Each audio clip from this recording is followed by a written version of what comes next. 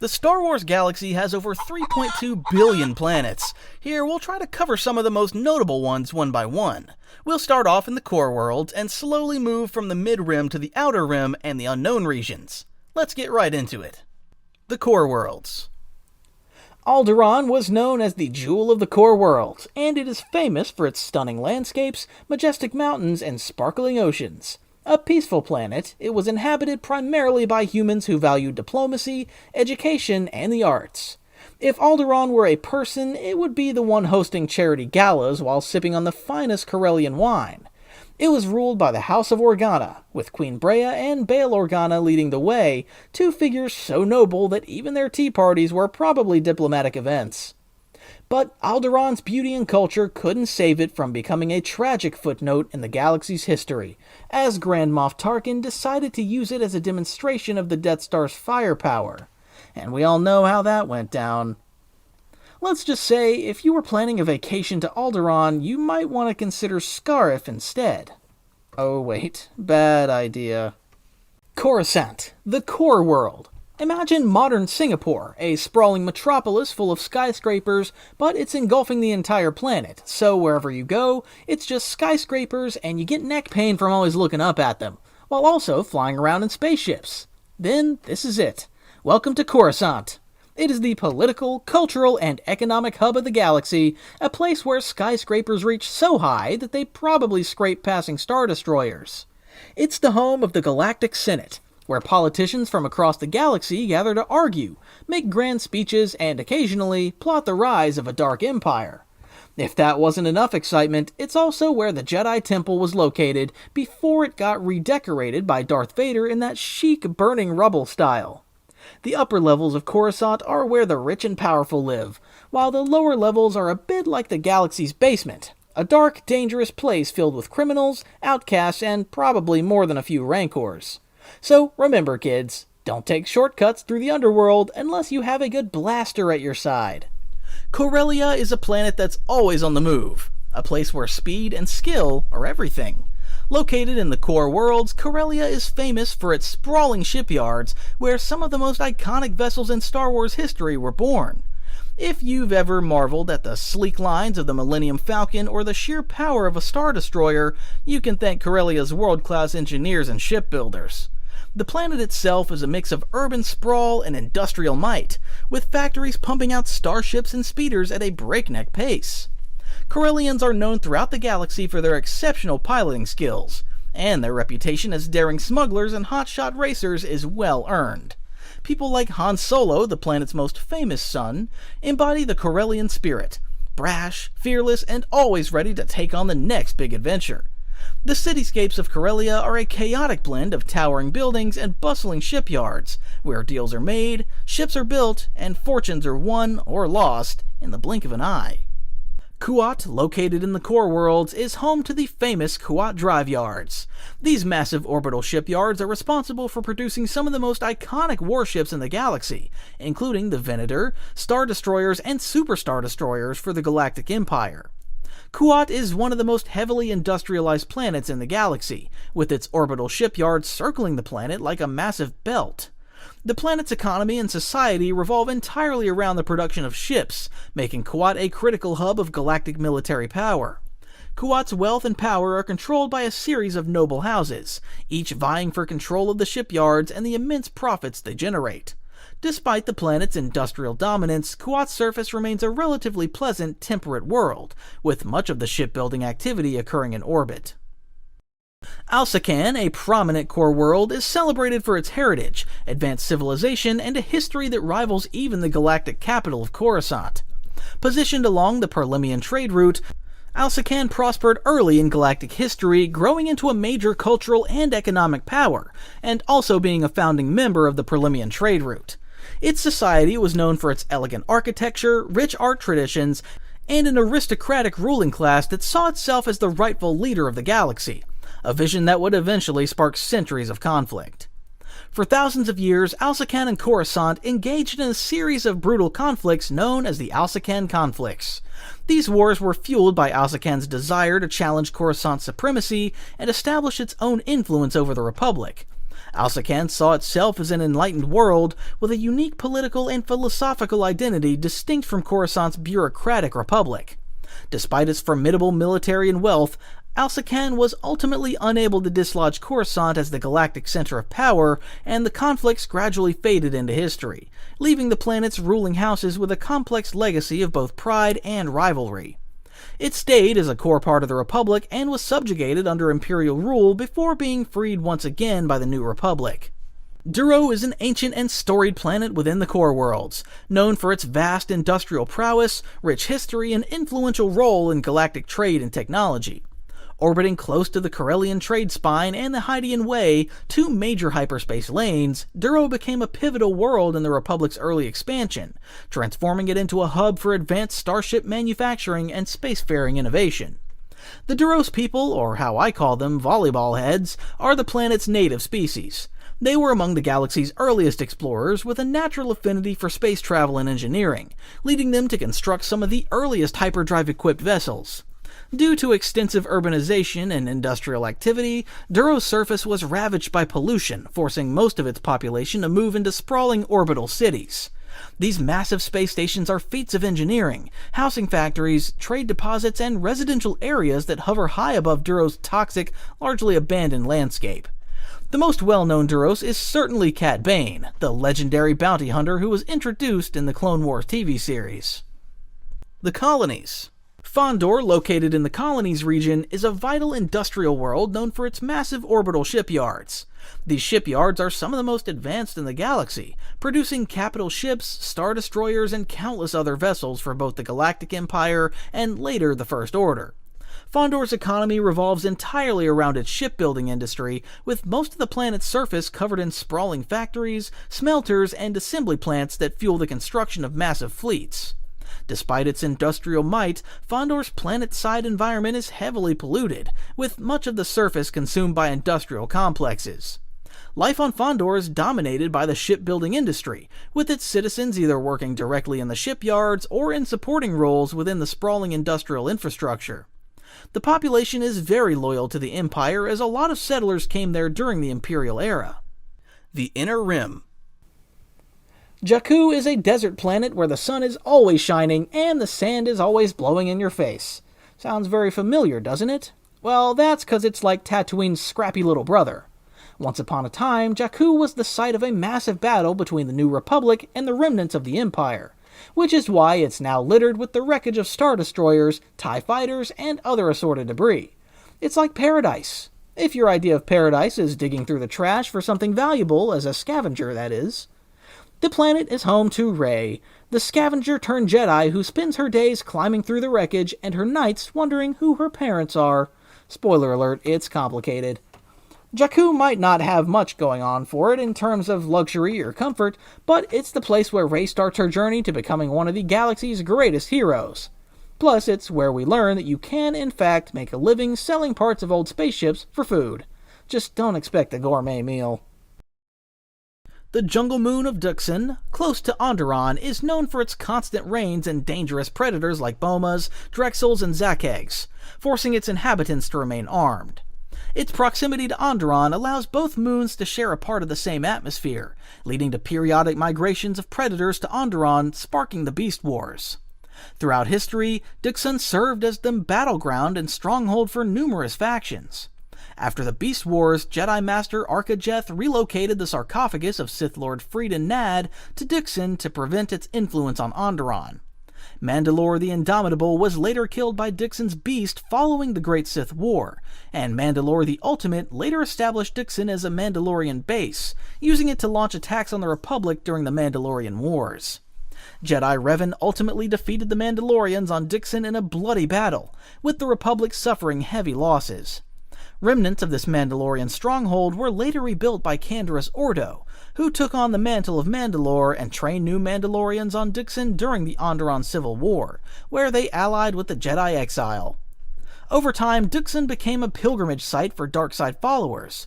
Darth Bane ventured there to acquire Orbalisk armor from Freedon Nad's tomb after the Sith Wars, recognizing Duxon as a powerful Darkside nexus. Between these conflicts, the moon housed abandoned research facilities and became an enduring location of dark side energy, violence, and survival, reflecting its harsh and violent history. Onderon, a jungle planet in the Inner Rim, is known for its wild cities and dangerous wildlife. During the Clone Wars, its government aligned with the Separatists, represented by Senator Mina Bonteri and later her son Lux. This decision sparked resistance from local rebels led by siblings Steela and Saw Gerrera, whose names sound an awful lot like guerrilla, a war tactic where the guerrilla force set traps, stage ambushes, and use hit-and-run tactics to destabilize the Separatist forces in ways that traditional warfare could not have achieved. But surely that's just a coincidence, wink wink. With support of the Jedi, they fought to liberate Onderon from Separatist control. After Steela's heroic death in battle and a failed Separatist response, Onderon was freed and rejoined the Republic, only to fall under Imperial control after the Republic transformed into the Galactic Empire. Saw Gerrera continued his resistance against Imperial rule, forming a rebel faction known as the Partisans. Early in the Imperial era, Clone Force 99, the Bad Batch, was ordered by Admiral Tarkin to eliminate Onderon's Separatist insurgents, but refused to harm civilians after meeting with Saw's group. Later, a mission led by Crosshair, who had defected to the Empire, returned to complete the task, killing remaining militia members and civilians. Under increasing Imperial pressure, Gerrera eventually declared Onderon a lost cause and withdrew his forces. Manan is a serene water planet located in the Mid-Rim, home to the amphibious Selkat species. The entire planet is covered by vast oceans, with cities like Ahto City built on artificial platforms above the water. It does give you a bit of a Kamino feel. Manan is known for its neutrality and political diplomacy, particularly during the Old Republic era, when the planet's supply of Kulto, a healing substance more valuable than Bacta, made it a highly contested location. In Knights of the Old Republic, Manon played a key role in the galactic conflict between the Republic and the Sith Empire, as both factions vied for control of its precious Kulto resources. The Selkat's strict policy of neutrality, enforced with harsh penalties for any violence on their planet, added a unique layer of tension to any dealings there. It's also yet another location for the star maps that led to the Star Forge. If you visit, be prepared to hear the Selkats talk in their beautiful voices.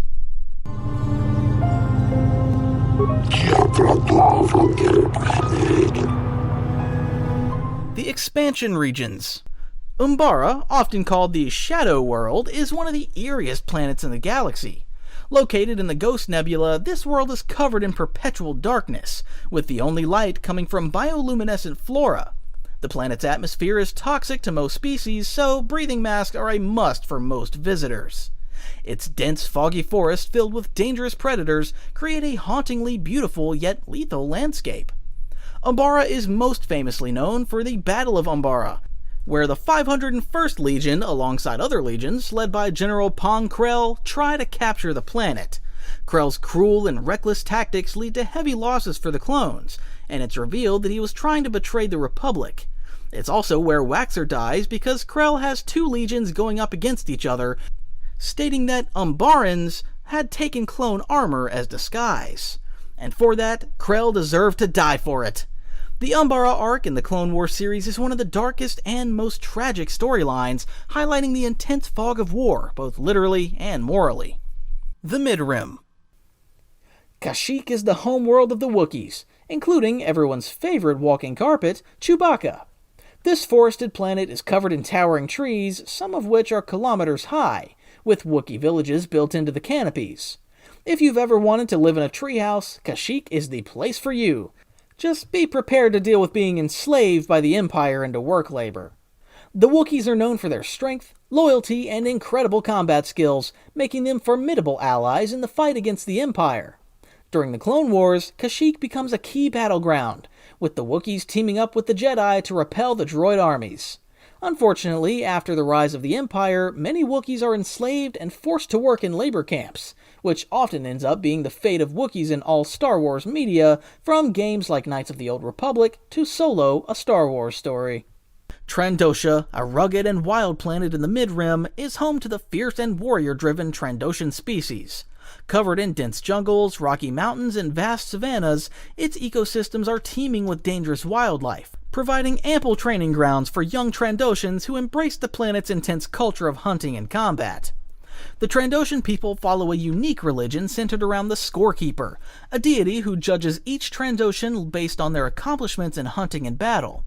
Trandoshans earn Jagannath points for each kill or victory, seeking to accumulate high scores to honor their god and elevate their status within their society. As a result, hunting is not only a tradition, but also a way of life that influences every aspect of Trandoshan culture, from personal honor to social hierarchy. Trandosha shares a turbulent relationship with the nearby Wookiee homeworld Kashyyyk.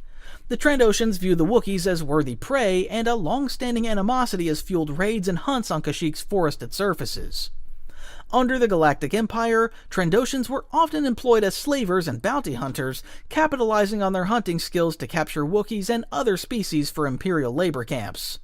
Although the planet has minimal trade or diplomatic engagement with the wider galaxy, Trandoshan mercenaries and bounty hunters are commonly encountered throughout the galaxy, making their mark as skilled and formidable fighters. Nal Hutta, located deep within Hutt space of the galaxy, was the homeworld of the Hutt species, and headquarters of the Grand Hutt Council.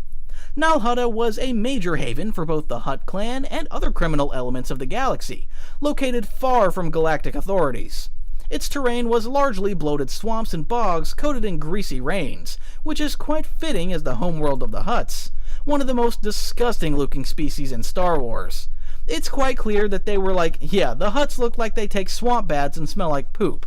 Of course their planet will look like that as well. Imagine how they could have subverted our expectations by having the Hutts live in super clean luxury palaces, like in Cloud City. Also, did anyone else think that Hutt in Jabba the Hutt meant it was Jabba's last name?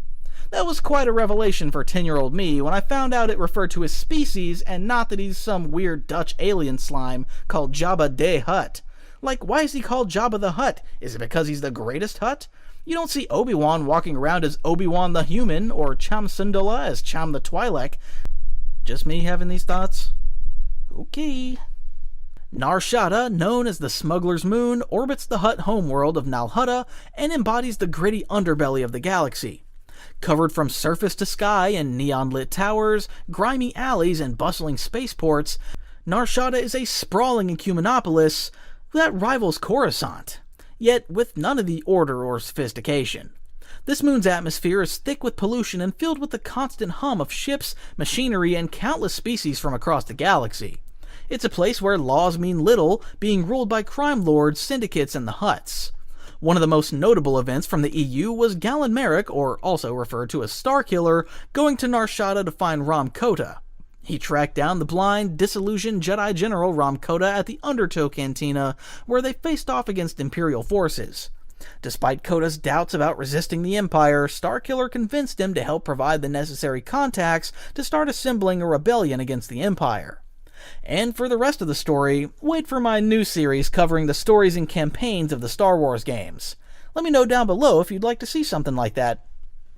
Toydaria featured dense forests, swamps, and extensive algae mats across its surface, creating a greenish, foggy atmosphere. Located in Hutt space in the Mid-Rim, it is known as the homeworld of the Toydarians, a shrewd and business-savvy species with small wings that allow them to hover. Toydaria was a monarchy led by King Katunko during the Clone Wars. Despite its harsh, bog-like environment, Toydaria's strategic location along important hyperspace routes made it a key player in galactic trade and diplomacy. Toydarians are famous for their sharp business acumen, with many becoming traders and entrepreneurs. The most well-known Toydarian is certainly Watto, who owned Kin Anakin on Tatooine and had his own scrap shop. During the Clone Wars, Toydaria became a battleground of diplomacy, with both the Republic and the Separatists vying for its support. King Katunko initially remained neutral but sympathized with the Republic, which indirectly led to King Katunko's death at the hands of Savage Opress. It is unknown what happened to Toydaria during the Imperial era, but they were certainly able to do some deals. Right, Watto? Deal! Naboo is like the Tuscany of the Star Wars universe. Beautiful, serene, and full of art, culture, and is the center of bad political decisions. Hint hint, Palpatine is their primary senator. This mid-rim planet is home to lush green plains, rolling hills, and cities that look like they were designed by a team of highly caffeinated Renaissance artists. The capital city of Theed is renowned for its stunning architecture, which includes majestic palaces, grand plazas, and a really, really long staircase that's great for dramatic entrances. Naboo is inhabited by both humans and the amphibious Gungans, who live in underwater cities. The two species have a bit of a rocky relationship at first, but they eventually team up to fight the Trade Federation's droid army in The Phantom Menace. Naboo is also the home planet of both Queen Padme Amidala, who makes diplomacy look glamorous, and aforementioned Emperor Palpatine, who makes everything else look terrifying. Despite its beauty and culture, Naboo has seen its fair share of conflict, from the Battle of Naboo to the rise of Palpatine, but at the end of the day, it's still the kind of place where you'd want to retire. Anakin certainly preferred it over the sandy planet. Jedha, located in the Mid-Rim, was a small desert moon defined by its jagged rock formations, broad mesas, narrow spires, and rocky dust bowl. Jedha is believed to be one of the earliest places where beings came to study the Force, making it a significant pilgrimage site for those seeking a deeper connection to the mystical energy that binds the galaxy. It's also thought to be the location of one of the first Jedi temples, evident from the towering Jedi statues partially buried in its sands. The planet is home to the ancient Temple of the Kyber, where Kyber crystals, the essential power source for lightsabers, are harvested. Jedha's importance in the Star Wars saga skyrocketed during Rogue One, when it became a focal point for the Empire's efforts to gather Kyber crystals from the Death Star's super laser. The film showcased the moon's destruction as the Empire tested the Death Star's firepower on Jedha's holy city, with this moment marking a tragic end for one of the galaxy's most ancient and sacred locations. The planet now looking like a smashed open egg, where you couldn't quite peel all of the shell off yet.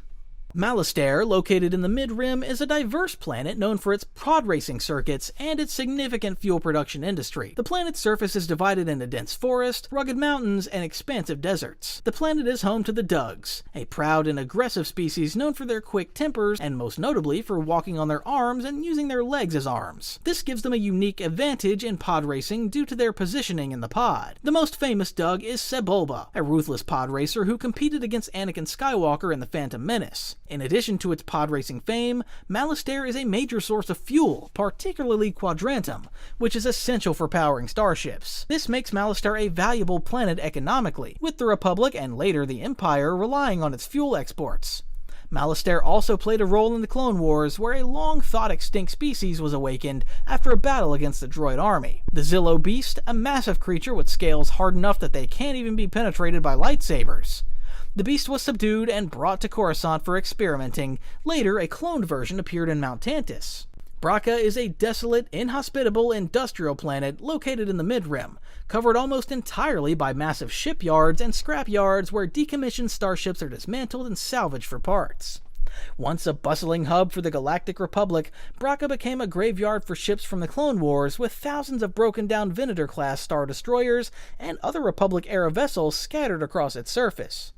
The planet is home to the Scrapper Guild, a group that controls the salvage operations and oversees the planet's economy, relying heavily on manual labor from workers living in harsh conditions. Near the end of the Clone War, Jedi General Jaro Tapal and his Padawan, Cal Kestis, successfully defended Bracca from a Confederate assault. However, following Order 66, Tapal was killed and Kestis crash-landed on the planet. Years later, fugitive clones Captain Rex and Clone Force 99 visited Bracca to remove their inhibitor chips, but their presence was leaked to the Empire by the Scrapper Guild, leading to a skirmish where bounty hunter Cad Bane captured Omega. 5 years after Order 66, Cal Kestis remained on Bracca, hiding among the Scrappers. When he used the Force to save a friend, the Empire Inquisitors arrived. The second sister executed Kestis' friend, forcing Cal to escape the planet. Ord Mantell, a mid-rim planet and capital of the Bright Jewel system, was colonized around 12,000 BBY by Corellian settlers, becoming an ordnance/regional depot for the Galactic Republic. It developed as a hub of trade, later becoming a hotspot for crime and lawlessness, with a base for the Black Sun crime syndicate by the Clone Wars. Under the Empire, Ord Mantell housed an Imperial deep dock but largely remained neutral during the Galactic Civil War, though it was closely monitored. Clone Force 99 based operations from Ord Mantell during their missions for Trandoshan informant Sid. Ord Mantell's rulers often turned a blind eye to illegal activity, fostering a thriving gambling industry along the coastal cities of Wolport and Ord Mantell City. The planet was inhabited by a variety of species, including the native Mantellian Savrip, and offered diverse entertainment in casinos like Lady Fate Casino. Despite Imperial oversight, Ord Mantell's open markets and casinos cemented its reputation as a key criminal hub in the galaxy. Takodana is a forested, tranquil planet located in the Mid-Rim, known for its dense woodlands, rolling hills, and serene lakes. Its natural beauty contrasts with its significance as a crossroads of the galaxy, where smugglers, explorers, bounty hunters, and adventurers gather. The centerpiece of Takodana's intrigue is Mas Kanata's castle, an ancient stronghold that has stood for over 1,000 years, serving as a hub for outlaws, free spirits, and wanderers. Takodana's significance rises dramatically in The Force Awakens when Rey, Finn, and Han Solo arrive seeking help after fleeing the First Order. It is here that Rey is drawn to Luke Skywalker's lightsaber hidden deep within Maz's castle, sparking a powerful Force vision that sets her on the path of a Jedi. The First Order, however, does not remain unaware for long. The planet becomes the site of a fierce battle when Kylo Ren and his forces launch a devastating assault on Maz's castle. The Resistance, led by Poe Dameron, intervenes, leading to a chaotic battle in the surrounding forest and skies. The Outer Rim. Bespin is a gas giant best known for Cloud City, a floating metropolis that's part mining operation and part luxury resort. Located in the Mid-Rim, Cloud City is where Lando Calrissian, the galaxy's suavest administrator, oversees the production of Tibanna gas, which is used in blasters and starships. It's also where Lando gets to practice his favorite hobby, charming his way out of trouble. Cloud City is famous for its beautiful sunsets, its diverse population, and its unfortunate habit of being in the wrong place at the wrong time. It's here that Han Solo gets frozen in carbonite, Leia declares her love, and Darth Vader drops one of the biggest bombshells in cinematic history. No, Luke, I am your father. Tatooine is that desert planet where nothing good ever happens. Except, the rise of the most important characters in the entire Star Wars saga. Home to both Anakin and Luke Skywalker, Tatooine is a dusty, dry world with twin suns and a climate that could make even a Sith Lord wish for a cooler robe. The locals are a hardy bunch, tough moisture farmers, surly smugglers, and let's not forget the Tusken Raiders, who like to scream at people and shoot first without any questions being asked. It's also home to the Jawas, those little scavengers who'd probably sell their own mother for the right price, as long as she was properly stripped for parts. But hey, when you live in a place where water is more valuable than gold, you've got to hustle. And then there's the Cantina in Mos Eisley, the galaxy's premier spot for a drink, a brawl, and maybe losing an arm or two if you say the wrong thing to the wrong Wookiee. If you thought Tatooine was harsh, wait until you visit Hoth. Imagine the coldest place on Earth, like Antarctica, multiply that by 1,000, and then add some wampas just to keep things interesting. This little equation gives you Hoth. This icy planet is where the Rebel Alliance set up Echo Base after turning the Death Star into space dust. It's also where Luke Skywalker had an impromptu wrestling match with a wampa and won, though not before the wampa introduced him to the fine art of being smacked into the realm of unconsciousness. The Battle of Hoth is one of the most iconic moments in Star Wars history, featuring massive AT-AT walkers lumbering across the snow like giant metallic dinosaurs, and brave rebels trying to trip them up with nothing but cable wires. It's also where Han Solo shows his softer side, by stuffing Luke into the warm insides of a tauntaun, saving his life that way. I really hope one of my friends would do the same should I end up stuck in Antarctica. When Yoda needed a place to hide from the Emperor, he didn't pick a sunny beach or a nice quiet mountain. No, he chose Dagobah, a swampy, mist-covered planet teeming with life and more strange creatures than an alien petting zoo. Dagobah's ecosystem is so rich that you could probably find a new species every time you step outside. But Dagobah isn't just about the swamps, it's also a place of deep spiritual significance.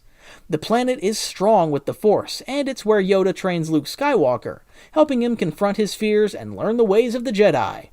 Luke even finds a dark side cave here, where he has a vision of himself turning into Darth Vader. So yeah, Dagobah might be a little gross, but it's also the ultimate destination for self-discovery. Just make sure you bring some bug spray. Endor, also known as the Forest Moon of Endor, is like the galaxy's most scenic campsite. With towering trees, lush forest, and cute little Ewoks running around, it's almost too peaceful.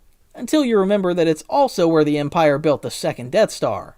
The Ewoks, who look like teddy bears but fight like grizzlies, become unexpected allies to the Rebel Alliance. These little warriors take on the Empire with nothing but sticks, stones, and a whole lot of courage.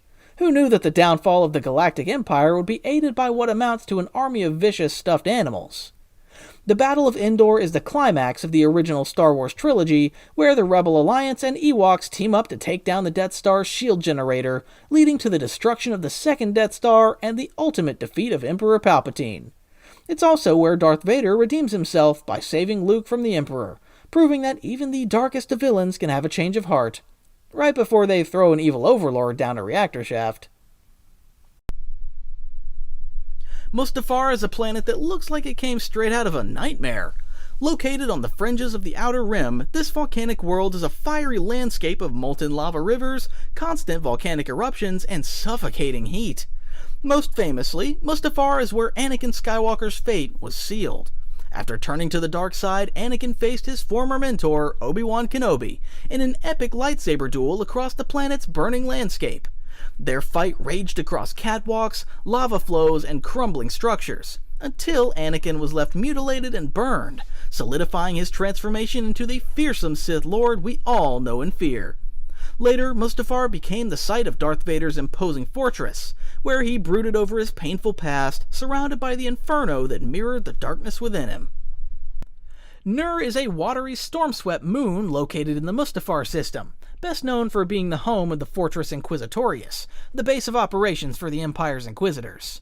This imposing fortress rises ominously from the surface of Nur's vast oceans, serving as both a training ground and prison for captured Jedi and Force-sensitive individuals. The fortress is heavily guarded, with advanced Imperial technology and a host of Inquisitors trained to hunt down the remaining Jedi who survived Order 66. Their vaults also hold a great variety of different Jedi that fell during Order 66, including Jedi Master Tara Sinub. In Star Wars Jedi Fallen Order, Cal Kestis infiltrates Fortress Inquisitorius in a daring mission to retrieve a Jedi holocron containing the names of Force-sensitive children, but barely escapes by breaking a window to flood the fortress's basement. Later that year, Princess Leia Organa was kidnapped by the Third Sister and taken to Nur. Obi-Wan Kenobi, with the help of Tala Durith, infiltrated the moon to rescue her. The mission succeeded, and they escaped with assistance from Sully and Wade, the greatest hero in the galaxy. Right behind you. Mon Cala, a stunning oceanic planet, is home to two key aquatic species, the Mon Calamari and the Quarren. The planet's surface is entirely covered by oceans, with majestic cities like Dak City, which is built on massive coral structures floating or submerged beneath the waves.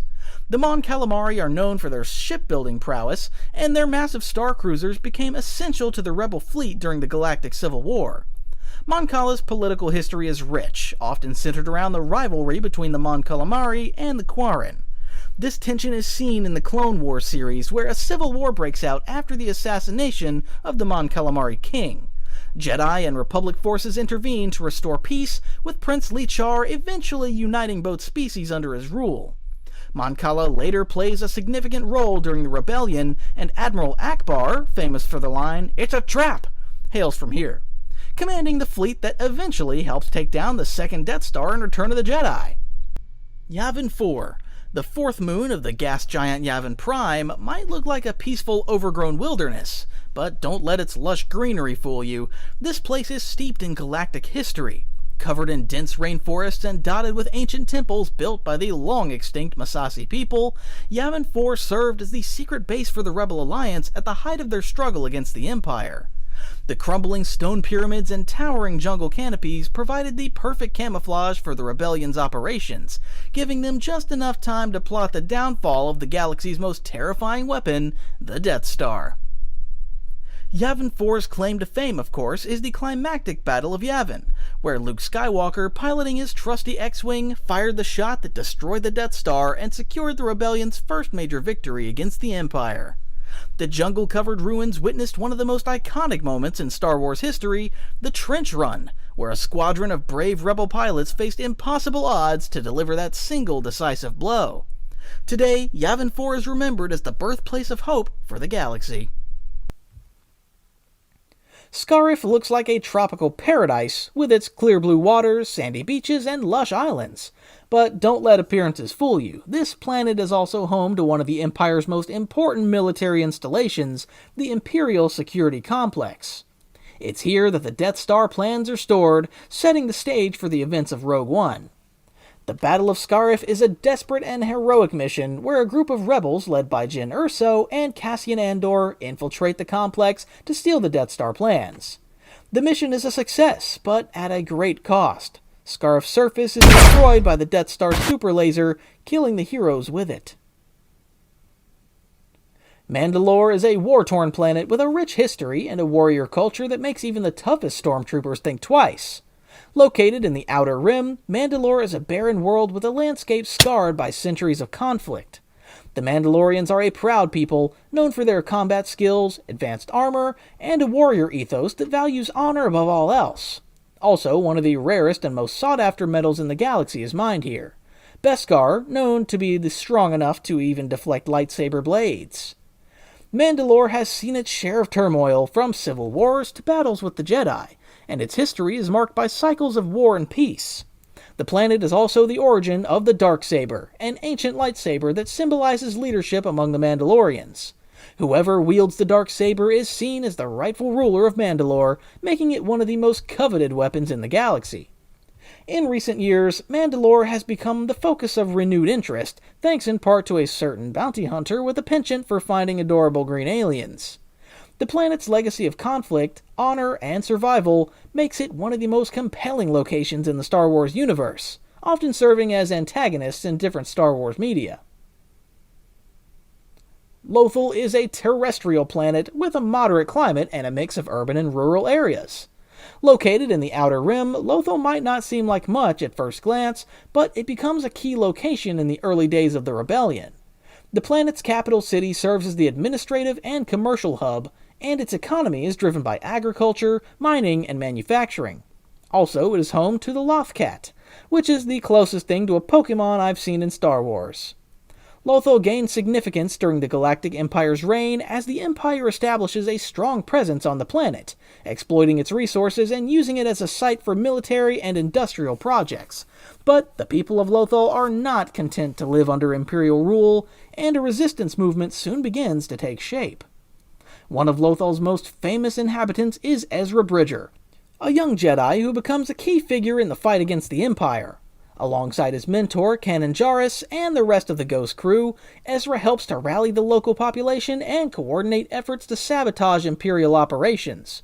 The liberation of Lothal is a significant victory for the Rebel Alliance, as it marked the end of Imperial occupation, as well as the presumed death of Grand Admiral Thrawn. Crate is a mineral planet located in the Outer Rim. Known for its stark white surface and the red mineral deposits beneath it, it's the place where the last few survivors of the Resistance make their stand against the First Order in an old Rebel Alliance base. The Battle of Crate is a visually stunning sequence, with the red mineral dust kicked up by the skimmers contrasting sharply against the white salt flats. It's here that Luke Skywalker makes his final stand, though not in the way anyone expected. Using the Force to project his image across the galaxy, Luke confronts Kylo Ren and buys the Resistance enough time to escape. And then he dies.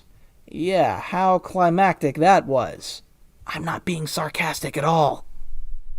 Ryloth is the homeworld of the Twi'leks, known for its harsh desert-like terrain and the resilience of its inhabitants. The planet's rotational orbit causes extreme climate zones, one half scorched by constant daylight, the other freezing in perpetual night. Ryloth's people have a long history of fighting for their freedom, as the planet has been subjected to multiple occupations over the centuries, most notably by the Separatists and later the Empire. The Twi'leks played a significant role during the Clone Wars, with Jedi Master Mace Windu leading a campaign to liberate Ryloth from the Separatists. The planet's struggle continues into the Imperial era, where Cham Syndulla, leader of the Free Ryloth movement, fights for independence. Cham's daughter, Hera Syndulla, is a prominent leader in the rebellion, appearing in Star Wars Rebels as one of the key figures fighting against the Empire. Geonosis is the dusty, windswept rock where the galaxy's darkest plans were born. Located in the Outer Rim, this barren desert world is covered in rust-colored mesas and jagged cliffs. The Geonosians, an insectoid species, built massive factories across the planet, churning out battle droids by the millions during the Clone Wars. Their hive-like society thrives in the planet's harsh conditions. Led by Poggle the Lesser and their queen, Karina the Great, a nightmarish figure hidden deep underground. Karina the Great is a grotesque queen who controls the Geonosian hives and has a chilling power, reviving the dead with brainworms. These creepy parasites enter living or dead bodies through the nose and take control of their minds, turning them into zombie-like soldiers. I bet all the people who are scared of spiders will be absolutely delighted at these guys. Geonosis also holds a dark place in galactic history for more than just creepy queens. It was the site of the Battle of Geonosis, the official start to the Clone Wars, where the Republic's new clone army squared off against the separatist droid forces. Also, Geonosis is where the first Death Star plans were conceived. After the Clone Wars, its orbit served as the place where the construction of the Death Star started off. To keep the Death Star secret, though, the Empire wiped out nearly the entire Geonosian population, committing mass genocide. Geonosis had gone from being a critical hub of the Separatist war effort and the droid army to a planet ravaged by the Empire and left in ruin. Felucia is a planet of contradictions, gorgeous, otherworldly, and yet absolutely lethal. Imagine walking through a landscape that looks like it was dreamed up by an artist who spent a little too much time with fluorescent paints. Towering fungi and massive colorful plants stretch high into the sky. Home to an array of strange and deadly creatures, Felucia is a world where nature reigns supreme, and it's not always friendly, like these mushrooms that will just emit poisonous gas if you touch them in Battlefront 2. Yeah, I died from one of these once while playing. The native Felucians, a reclusive species attuned to the jungle's rhythms, have learned to survive in harmony with their surroundings. During the Clone Wars, Felucia was a key battleground, and its exotic beauty was marred by the bloody conflict between the Republic and the Separatists. It's also the place where Jedi Master Aayla Secura was betrayed and gunned down by her own clone troopers during Order 66, adding a tragic chapter to the planet's history. If you're planning to visit Felucia, pack a sturdy pair of boots, and maybe don't touch anything that glows. Utapau is the world of deep, gaping sinkholes, where entire cities are built into the walls of these massive chasms. From above, the planet's surface looks barren and windswept, but once you descend into the sinkholes, you'll find thriving, bustling cities teeming with life. The Pauans, tall and skeletal in appearance, share these underground metropolises with the smaller, hard-working Utai. Together, they created a society that thrives in the depths, shielded from the harsh surface. Utapai gained galactic attention during the Clone Wars when General Grievous, leader of the Separatist droid armies, chose the planet as his hideout. It was here, in the labyrinthine sinkhole city of Pao City, that Obi-Wan Kenobi tracked Grievous down, leading to a legendary showdown. Obi-Wan's iconic "Hello there" greeting marked the beginning of one of the most memorable duels in Star Wars, where the Jedi Master faced off against the cyborg general. After Grievous's defeat, the Republic's clone forces swept in to secure the planet. A notable Pauan is the Grand Inquisitor, though he looks a bit weird in the Kenobi show. Don't know, what could it be? Is it the egg-shaped head? Dathomir, located in the Outer Rim, is a planet of eerie red skies, twisted forests, and deep connections to the dark side of the Force. This world is home to the Night Sisters, a clan of witches led by Mother Talcin, who uses dark magic for conjuring weapons, illusions, and even raising the dead. They can also give small skinny guys a huge buff, without requiring him to go to the gym for any time. I bet you'd take that in order to skip leg day. The planet is also home to terrifying creatures like Rancors, most famously seen in Return of the Jedi. Another famous spawn of Dathomir is Darth Maul, who was born and trained here before becoming Sidious's apprentice. The Night Sisters' power attracted the attention of Darth Sidious, who feared their influence. During the Clone Wars, Dathomir became a crucial battleground when Asajj Ventress, after being betrayed by Count Dooku, returned home to seek revenge. However, Dooku, anticipating her plans, sent General Grievous and the droid army to invade the planet.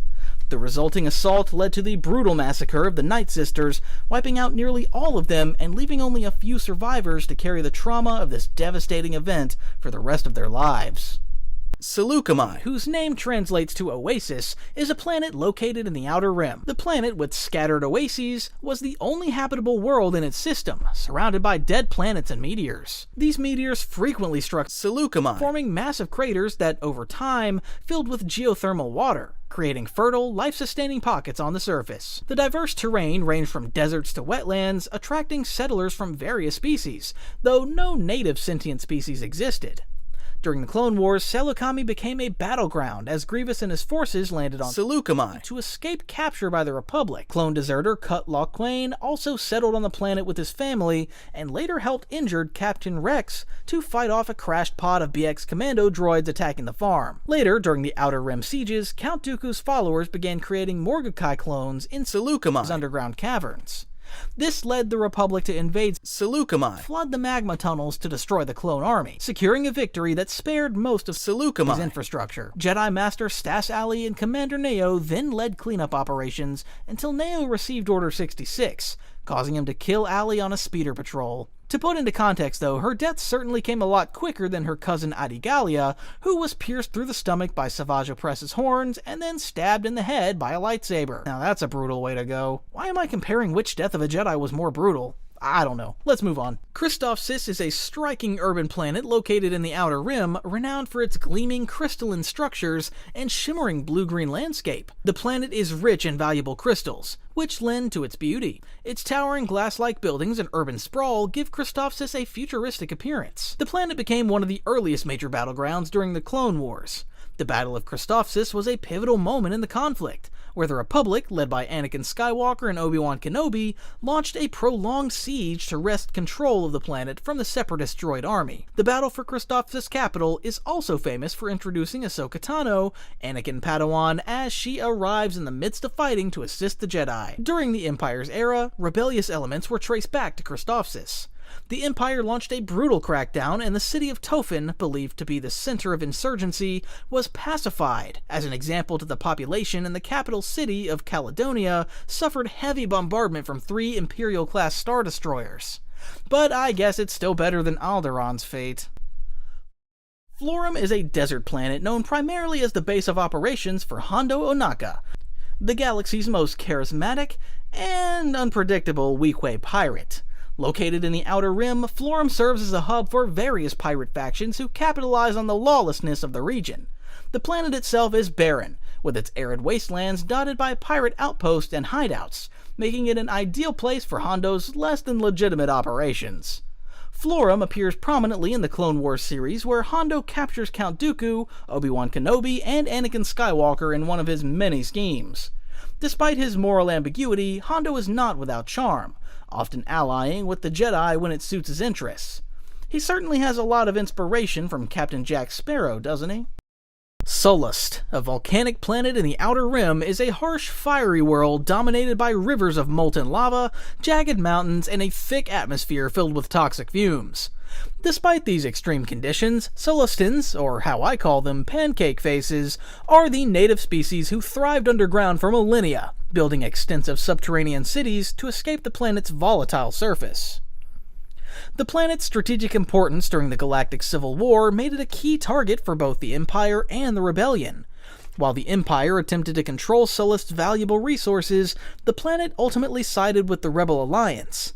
The planet's factories, located deep within the protective underground caverns, produced much of the Rebel fleet. One of its most famous citizens, Nien Nunb, co-piloted the Millennium Falcon alongside Lando Calrissian during the battle, cementing Sullust's place in galactic history. Nien Nunb is also a hero character in DICE's first Battlefront game, where he was one of the most fun characters to play. Just look how cute and happy he is. Like the video for him, please. Malachor 5, a barren, desolate world, is steeped in ancient Sith history. The planet is covered in massive, jagged structures of dark stone, remnants of a great battle that took place thousands of years ago, even having old lightsabers and burned people's figures still standing around in the pose they died in. Malachor 5 is most notably remembered for the cataclysmic conflict that occurred during the Mandalorian Wars, where a devastating superweapon, the Mass Shadow Generator, was used, destroying both the planet's surface and much of the surrounding space. It's also the birthplace to one of the most powerful Siths ever in existence, whom you can learn about more in this video. In Star Wars Rebels, Malachor 5 becomes a central location when Ezra, Kanan, and Ahsoka visit the planet seeking knowledge about the Sith. Here they encounter Darth Maul, and a deadly confrontation with the Sith Inquisitors ensues. The planet's most striking feature is an ancient Sith temple filled with dark side energy. The climactic battle between Ahsoka Tano and Darth Vader also takes place here, marking a key moment in the series. Tatooine, not to be confused with Tatooine because who would do that, is a peaceful remote world characterized by rolling grasslands and small farming communities. Though it seems like an unassuming agricultural planet, it holds significant strategic importance for the Rebel Alliance during the Galactic Civil War. The planet is most famously mentioned in A New Hope, when Princess Leia tells Grand Moff Tarkin that the Rebel base is located on Tatooine, in a failed attempt to protect Alderaan. In Star Wars Knights of the Old Republic, Tatooine is home to a Jedi enclave, where young Jedi like Revan and Bastila Shan were trained. It also housed one of the star maps leading to the Star Forge. The planet's pastoral beauty makes it an ideal location for contemplation and study, though it has also been the site of several battles throughout history. Though often overshadowed by other planets, Tatooine's role in both the Jedi Order's past and the Rebellion's early days gives it a quiet but vital place in galactic history. Rhodia is located in the Outer Rim and has vast oceans with swamps and thick jungle in the midst of it. Notable about Rhodia's cities is that they were encased with domed environmental shields that allowed entry and exit for vehicles and vessels and could help them regulate against the extreme temperatures of the planet. The planet is the homeworld of the Rhodians, a species of green-skinned, antennae-bearing humanoids renowned throughout the galaxy for their hunting prowess. Rhodians are a warrior culture, with hunting being a key aspect of their society and a source of great pride. Many Rhodians leave their homeworld to become bounty hunters, taking their skills to the galaxy at large in pursuit of fame and fortune. Though maybe they should stick to tracking and leave the pulling the trigger part to someone else. Right, Greedo? Oh, yeah, Oscar. Yes, I bet you have. McClunky. During the Clone Wars, Rhodia briefly aligned itself with the Separatists under the leadership of Senator Onaconda Dafar, who sought to protect his people from the ravages of war. However, after a failed assassination attempt and intervention by Padme Amidala, Rhodia returned to the Republic side. During the Imperial era, Rhodia and its population were spared enslavement under the new regime due to the Empire's demand for bounty hunters, and they later rejoined the New Republic's regime as well. Corvus, located in the Outer Rim, is a mist-shrouded forested world, filled with dense woodlands and towering ancient trees. However, its once pristine beauty has been marred by industrial pollution and Imperial occupation. Imagine San Francisco enveloped in pollution. That's how thick and hazy the atmosphere of Coruscant can get on the lower levels. Like the smog-filled skyline of Beijing or the dense haze of New Delhi on its worst days, making Corvus a dark and somber place as the sun could barely break through the smoggy air. Beneath its canopy, scattered villages and small settlements are cloaked in shadows due to that. During the reign of the Empire, Corvus was subjugated under oppressive rule. Its forests were exploited for resources, leaving parts of the land scarred and desolate. The people were abused into labor service and were treated poorly. Corvus gained wider attention when Ahsoka Tano, the former Jedi, arrived seeking information on the whereabouts of Grand Admiral Thrawn. Ahsoka liberated the town of Caladan from the cruel rule of Magistrate Morgan Elsbeth, restoring a sense of hope to the people of Corvus. It became a site of resistance as the oppressed populace began to rise against their occupiers. Before moving on, please leave a like on this video. It's greatly appreciated and would help the algorithm notice my videos more. Thanks a lot! Scipio, a frigid mountainous planet located in the Outer Rim territories, is renowned as the headquarters of the intergalactic banking clan and homeworld to the moons. Covered in towering icy peaks and ancient stone structures, Scipio's surface is cold and unyielding, mirroring the calculating nature of its corporate masters. The bank's fortified vaults and towering citadels stand imposingly across the landscape as symbols of wealth and power. During the Clone Wars, Scipio became a focal point when Padme Amidala traveled to the planet to negotiate loans for the Republic's war effort, but soon discovered the banking clan's questionable loyalties as they secretly funded both sides of the conflict, further elongating the war. The banking clan leader, Rush Clovis, later attempted to consolidate control of the banks, only to be entangled in a plot by Darth Sidious to centralize galactic finances, and thus the independent banking clan fell under the influence of the Senate, and thus later the Empire. Zygeria, located in the Outer Rim, is a hot, arid planet ruled by the Zygerians, a proud and ruthless species known for their long history of slavery. Zygeria's towering, sand-blasted cities and ornate palaces reflect the wealth and power accumulated through centuries of exploitation. Zygeria's society thrived on the slave trade, capturing sentient beings from across the galaxy and selling them into bondage for labor or profit. The Zygerian Empire, once powerful and feared, flourished during the time of the Old Republic, before the practice of slavery was outlawed. However, even after the Republic's ban on slavery, the Zygerians continued their operations in secret, often allying with criminal organizations and the Separatists during the Clone Wars. In the Clone Wars, Anakin Skywalker, Obi-Wan Kenobi, and Ahsoka Tano were sent to Zygeria to dismantle the Zygerian slavers' empire after the Republic learns of their growing influence. The mission reveals the brutal nature of Zygerian society, where the entire Torgruta population was subjugated to be sold into slavery. The Zygerian queen, Mirage Sintel, attempts to restore the glory of her people's empire, seeing the chaos of the Clone Wars as an opportunity to expand their influence. However, the intervention of the Jedi thwarts her plans, leading to the eventful fall of Zygeria's slaving operations. Edu is a remote and stormy planet located in the Outer Rim, known for its terrible weather and jagged mountains. The planet's surface is covered in steep, rocky cliffs and ridges, constantly lashed by torrential rainstorms and lightning. These harsh conditions made Edu the perfect location for a secret Imperial research facility, hidden away from the eyes of the galaxy. The research base, perched precariously on one of the planet's cliffs, was where Galen Erso, the reluctant architect of the Death Star superlaser, was forced to work under the watchful eye of Director Krennic. Jyn Erso leads a mission to rescue her father Galen in the hope of thwarting the Empire's plans for the Death Star. The planet's brutal storms and rugged terrain make the mission quite difficult, and the Rebel alliances ultimately destroy the facility with airstrikes leading to Galen's death. Kessel, a desolate planet in the Outer Rim. The planet is a major producer of spice, a valuable drug used both therapeutically and recreationally, mined from the deep caverns of Kessel's rocky surface. Its atmosphere is divided into two distinct regions: the barren, rocky wastelands where spice is extracted, and the lush, verdant half of the planet where royal palaces and luxurious estates exist. Kessel's strategic value as a spice producer has made it a hotspot for criminal organizations, particularly the Pike Syndicate, which has long controlled the spice trade. Many sentient beings, including Wookiees and other enslaved species, have been forced to work in Kessel's mines under brutal conditions. C-3PO also famously quoted not wanting to be sent there. Kessel is probably most well known for Han Solo's claim to have completed the Kessel Run in less than 12 parsecs. The Kessel Run being a dangerous hyperspace route through the Maelstrom, a chaotic region of space filled with black holes and dangerous gravity wells. Nevarro is a rugged, lava-strewn planet situated on the edge of known space, where molten rivers snake across a harsh landscape surrounded by arid plains and rugged canyons. While its fiery surface is inhospitable, Nevarro has become a haven for bounty hunters, mercenaries, and survivalists drawn to its challenging environment and isolation from the core systems. Beneath its volatile surface lies a vast network of hidden tunnels and caves.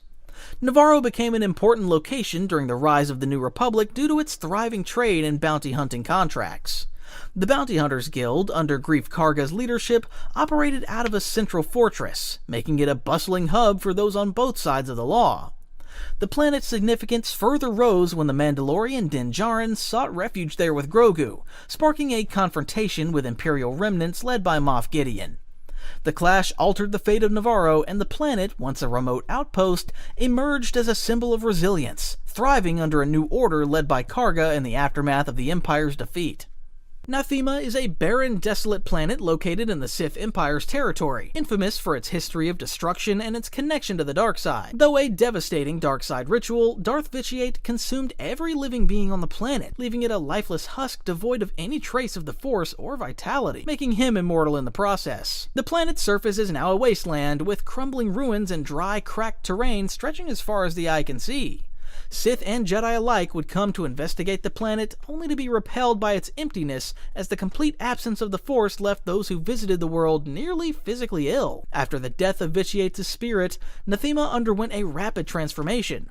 The void dissipated, and the unsettling absence of the Force vanished. Force users no longer felt ill upon visiting, and the planet's atmosphere became fresher, with more dynamic weather. Most strikingly, seeds left in the soil began to flourish, bringing vibrant plant life to the once barren landscape, dramatically altering the theme's desolate appearance. Dromund Kaas is a shadowy jungle-covered planet located in the Sith Empire's territory during the Old Republic era. It is known for its perpetual thunderstorms, dark forest, and its skies are often choked with black clouds and lightning, casting an eerie glow over the entire world, really embodying the essence of the dark side.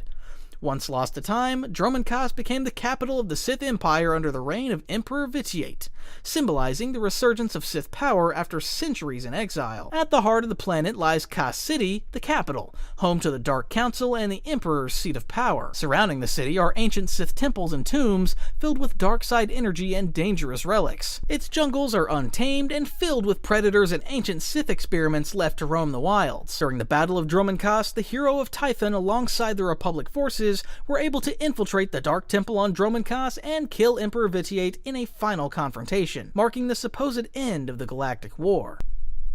Korriban, and I'll refuse to call it Moriband because the name change is stupid, is an ancient and desolate planet located in the Outer Rim. Known for its jagged, rocky landscapes and blood-red skies, Korriban was the homeworld of the original Sith species and later became the birthplace of the Sith Order. The planet is littered with ancient tombs, crypts, and towering monuments that house the remains of long-dead Sith Lords. These tombs serve as a grim reminder of the Sith's obsession with power and immortality, and many aspiring Sith have visited Korriban over the millennia to study the teachings of their predecessors. Korriban played a pivotal role in shaping the Sith's rise to power, serving as the location of the Sith Academy, where dark side acolytes trained in the way of the Sith.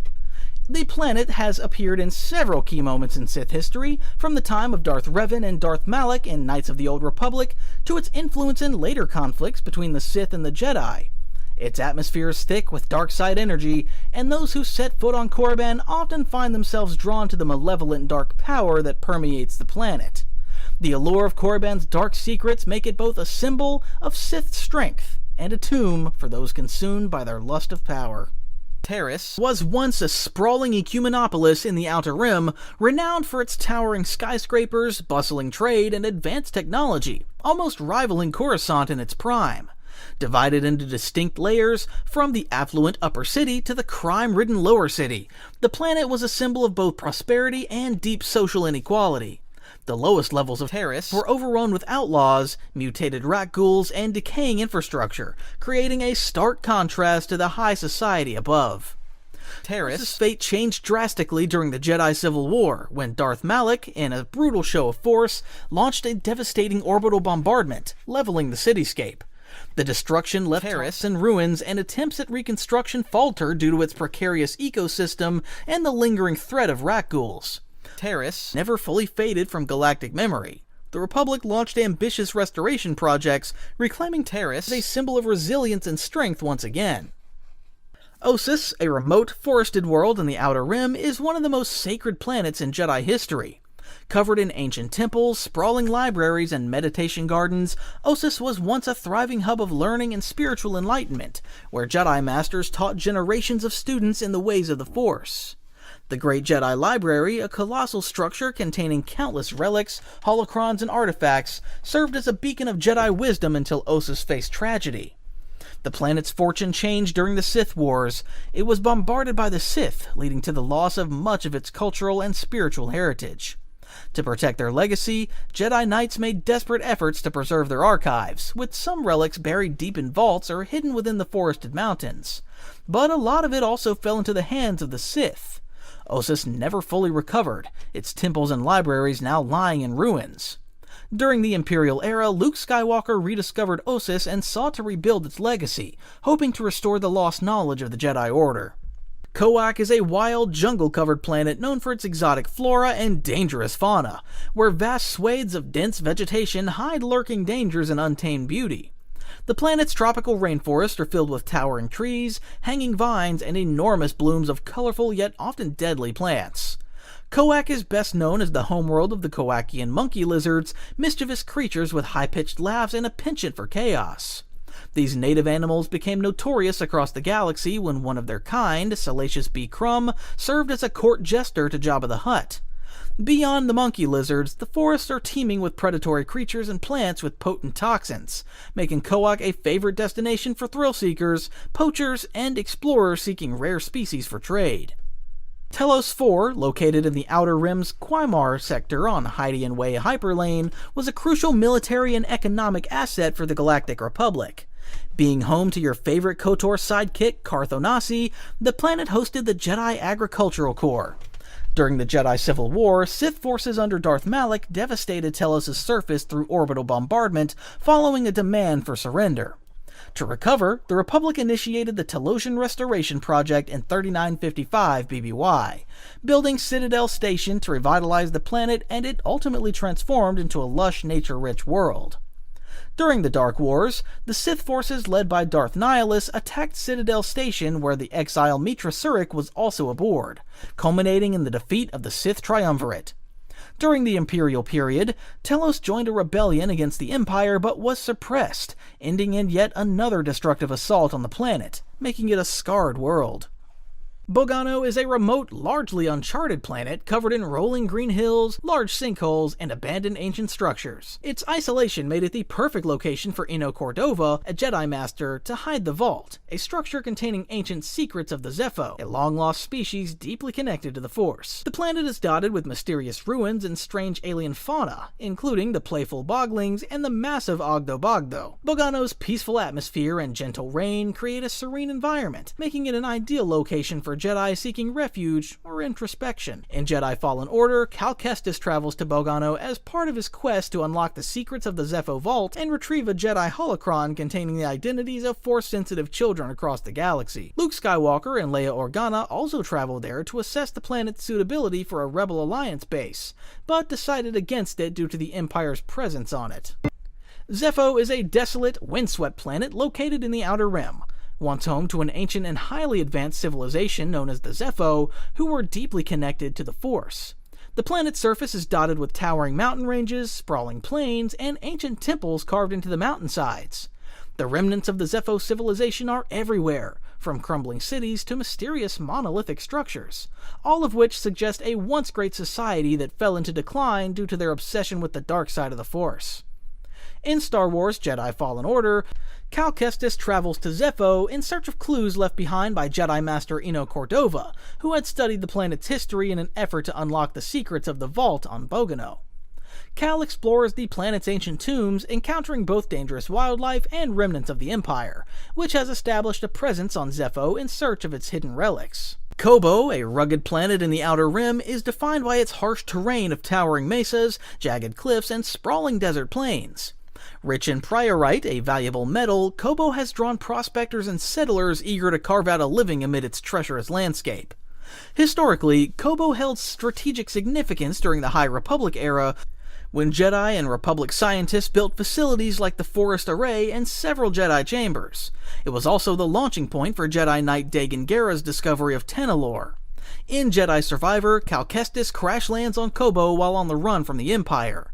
Amid its untamed wilderness, Cal navigates perilous encounters with wildlife, such as the massive Piasa and aggressive Billamaz, as well as hostile factions like the Bedlam Raiders. His journey on Kobo reveals ancient Jedi ruins, including a High Republic temple filled with complex trials, and lost technology like the Abyss Compass, an essential device for navigating the route to Tenalore. Tenalore is a secretive and ancient world shrouded in mystery, concealed within the Kobo Abyss, a deadly nebula that conceals pathways to the hidden world. With dense forest, misty wetlands, and vast plains, its landscapes hold an almost sacred tranquility, making it a perfect sanctuary far from the reach of the wider galaxy. During the High Republic era, Tenalore's existence became known to the Jedi Order, who viewed it as a potential site for a remote temple due to its strong connection to the Force. Jedi Masters Dagan Gera led the effort to access the planet, hoping to unlock its mysteries and establish a haven of peace and light. However, after an encounter with a pirate force named the Nile and the unpredictability of the Kobo Abyss led to the project's abandonment, with Tenalore vanishing from the galactic consciousness once more. Millennia later, the Jedi Cal Kestis rediscovers Tanalorr, recognizing its potential as a hidden refuge in the Dark Times, a place where the remnants of the light can remain protected from the Empire's shadow. Rishi Moon, the desolate soul moon of the planet Rishi, lies in the Rishi system, known for its harsh, barren landscape and frequent meteor showers. During the Clone Wars, it became strategically vital as the site of Rishi Station, a Republic outpost tasked with monitoring communications to safeguard Kamino. The Separatist Alliance attempted a covert mission to capture the station and send an all-clear signal to bypass Republic defenses around Kamino. However, this plan was foiled by the greatest clone force ever, Domino Squad. A group of cadets including Fives, Echo, Heavy, Cut Up, and Droid Bait. Heavy notably sacrificed himself by blowing up the station, thus interrupting the signal. Adding to its dangers, Rishi Moon was also home to the fierce Rishi Eel, a massive predator known to ambush any trespassers who strayed too close to its territory. The Unknown Regions. Chila, located in the Unknown Regions, is the frozen homeworld of the Chiss. The Chiss were a near-human species distinguished by their blue skin and red eyes, a characteristic partly attributed to the mineral content in Chila hydrosphere. The planet is almost entirely covered in ice, with its cities and infrastructure built deep underground to shield the population from the planet's harsh, frigid surface. Despite its remote location and extreme environment, Chila is the capital of the Chiss Ascendancy, a powerful and highly advanced society that maintains a strict policy of isolation from the rest of the galaxy. Historically, in 27,500 BBY and 27,000 BBY, humans arrived on Chila via sleeper ships, eventually evolving into the Chiss, who established a global government. Motivated by the need to sustain resources without harming Chila ecosystem, the Chiss developed a space program partly inspired by memories of their colonization origins. During the Great Galactic War, the Chiss Ascendancy allied with the Sith Empire, offering resources and military support in exchange for sovereignty. The planet is also known for its expeditionary library and as the birthplace of Grand Admiral Thrawn. Chila isolation in the Unknown Regions has allowed the Chiss to remain relatively free from galactic politics, though they have occasionally aligned themselves with other powers, such as the Empire, when it suited their interests. Lihan is the ancient homeworld of the Rakata, also often referred to as Rakata Prime. It is a tropical planet located in the Unknown Regions, covered in vast oceans, pristine beaches, and dense jungles. The Rakata are an amphibious reptilian-like alien species who are strong in the dark side of the Force and at one point ruled much of the galaxy. Built on the backs of countless enslaved species, including humans, the Rakatan's shining achievement was the Star Forge, a superweapon that harnessed the power of its star and the dark side of the Force to create a near-limitless supply of fleets and battle droids. The Rakatan Infinite Empire was ultimately destroyed when a mass pandemic severed the Rakatan species' connection to the Force, and as such, much of their Force-powered technologies, like the first hyperdrives. Through a series of slave uprisings and civil wars, the Rakatan Infinite Empire was crushed, with many Rakatans fleeing back to Lihan and nearly wiping themselves out entirely through nuclear wars waged on their homeworld. Ultimately, the Rakatans were reduced to a primitive state of warring factions. During the Knights of the Old Republic timeline, the remaining Rakatan were all but oblivious to their great past, aside from a few elders that retained its knowledge. The planet itself is still protected by an energy shield that disrupts ships that come into orbit, making them crash onto the planet. In time, a lot of different ships crashed and introduced various different creatures like Rancors and Giskas to the wildlife on Lihan, thus making it a dangerous planet to trespass. During the events of the Clone Wars and Galactic Civil War, the species was all but extinct, and Lihan fell into complete obscurity. Elam was a snow-covered planet in the Unknown Regions, known for its kyber crystal-rich core, which the Jedi Order used for millennia during the Gathering, a rite where younglings harvested crystals in the crystal caves for their lightsabers. After the Jedi's fall, the Galactic Empire occupied Elam and mined its crystals for use in the Death Stars. This overmining destabilized the planet's core and led to a massive trench to open up along the planet's equator. Later, the First Order transformed this trench into Starkiller Base, a superweapon capable of destroying entire systems. After Starkiller Base destroyed the Hosnian system, the Resistance, led by Poe Dameron, launched a successful attack, collapsing Elam into a star later named Solo in honor of Han Solo, who died during the battle. Ahch-To is where Luke Skywalker decides to retire after realizing that galactic heroism is exhausting. Located in the unknown regions, this oceanic planet is home to the first Jedi Temple and a species of adorable bird-like creatures called porgs. Because even grumpy old Jedi need some cute animals to keep them company. The planet's landscape is dominated by rocky islands, towering cliffs, and crashing waves, making it the perfect place to reflect on your life choices. Or just hide from your problems. Ahch-To is also where Rey finds Luke at the end of The Force Awakens, leading to one of the most awkward first meetings in the galaxy. Yes, Rey gave him the lightsaber. Wait, what is he doing? It's also where Luke reluctantly agrees to train Rey, though he spends most of the time warning her about the dangers of the dark side and trying not to look too impressed by her natural talent. Ahch-To might be remote and desolate, but it's also the birthplace of the Jedi Order, making it one of the most significant planets in the galaxy. Exegol is the kind of place you'd expect to find in a Sith real estate catalog. Dark, stormy, and filled with ancient evil. Located in the unknown regions, the planet is secret headquarters of the Sith Eternal, a cult that really knows how to throw a terrifying party. The surface of Exegol is covered in jagged rock formations and swirling storms, making it look like the kind of place where even the weather is trying to kill you. It's also where Emperor Palpatine makes his grand return in The Rise of Skywalker, revealing that he's been hiding out here, pulling the strings of the galaxy from his dark, creepy throne. The planet's main feature is the Sith Citadel, a massive, foreboding structure where Palpatine plots his final revenge. Exegol is basically the ultimate evil lair, complete with a fleet of planet-killing Star Destroyers. Where do the Star Destroyers come from? Well, we don't know, and stop asking so many questions. The Deep Core. Kamino is an oceanic planet where it never stops raining. Seriously, this place makes Seattle look like a desert. Located in the expansion regions, Kamino is home to the Kaminoans, a tall, slender species known for their expertise in genetic engineering and cloning. Their cities, like Tipoca City, are built on stilts above the planet's stormy seas, making it the perfect place to hide a secret army of clones. Kamino gained galactic prominence when the Jedi discovered that the Kaminoans had been commissioned to create a clone army for the Republic, an army that would eventually become the backbone of the Galactic Empire. The planet's cloning facilities are state-of-the-art, producing thousands of highly skilled soldiers who all look like Jango Fett, the galaxy's most stoic bounty hunter. After the Empire took over, though, the Kaminoan cloning operations were stopped, and Tipoca City was destroyed by an orbital bombardment. Tython is a lush, mountainous planet located in the Deep Core, believed to be the birthplace of the Jedi Order. Steeped in the Force, Tython has long been a site of pilgrimage for Force-sensitive individuals seeking a deeper connection with the energy that binds the galaxy. The planet is known for its deep valleys, towering peaks, and ancient temples, including the Jedi temples, where early Force users first studied both the light and dark sides of the Force before the Jedi and Sith split into opposing factions. Over the centuries, the Jedi Order continued to view Tython as a sacred site, though it was largely abandoned by the time of the Republic. Tython's significance resurfaced in The Mandalorian, where Din Djarin brought Grogu to the ancient Jedi Temple to connect with the Force and possibly reach out to other Jedi. Being the first showing of Tython, there was some expectations toward how it could look like a ruined site, but it turned out to just be a dense forest planet. Wild Space.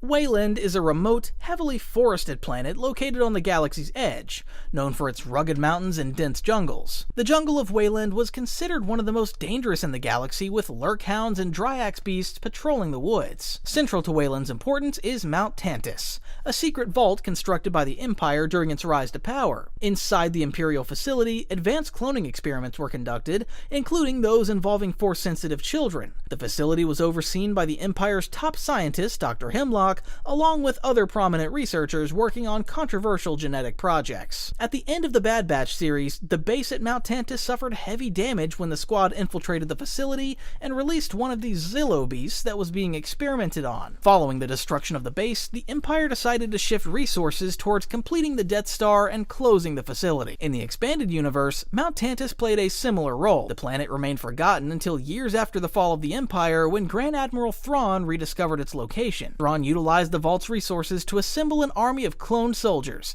preparing for his campaign to restore Imperial power. This included a large number of cloning cylinders, which he used to build his army. Wayland and Mount Tantus eventually became the site of a climactic battle between the New Republic and Thrawn's forces, ending with the destruction of the Vault and the defeat of Thrawn's ambitions. Zakuul is a lush, swamp-covered world located in the Unknown regions, known for its towering golden cities and its role as the seat of power for the Eternal Empire. It's probably the place you'd imagine yourself retiring, to be frank. The planet's capital, the Spire, is an awe-inspiring metropolis that rises above the swampy landscape. The city's architecture is both elegant and imposing, with advanced droids and starships reflecting the technological superiority of the Eternal Empire. Zakuul rose to prominence as the center of a galaxy-wide conflict during the Eternal Empire's expansion, when it occupied the entire known galaxy and demanded tributes from both the Republic and the Sith Empire. This dominance was driven by Emperor Valkorion and later his powerful children, who ruled from the Eternal Throne. However, after Valkorion and each of his children were systematically defeated, Zakuul's influence collapsed, and it reverted to a mostly insignificant planet,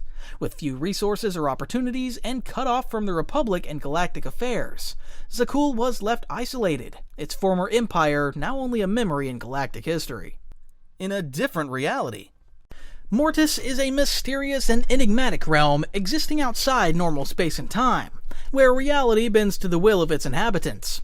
Its dreamlike landscapes constantly shift, with lush fields, towering mountains, dense forests, and floating islands appearing by day, while night brings deathly stillness, withered plants, and scalding rains. Time flows differently on Mortis, as days within its borders pass as mere seconds outside.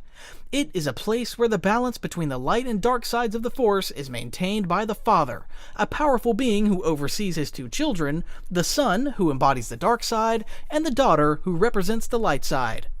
Mortis plays a critical role in the Clone Wars when Anakin Skywalker, Obi-Wan Kenobi, and Ahsoka Tano are mysteriously drawn to the planet. Upon arriving, they encounter the Force-wielding family, and Anakin is tested as the prophesized Chosen One, destined to bring balance to the Force. The mystical nature of Mortis makes it one of the most unique locations in the Star Wars galaxy, and its existence outside of normal space and time makes it a place of profound mystery and power, where the very fabric of the Force is tested and shaped.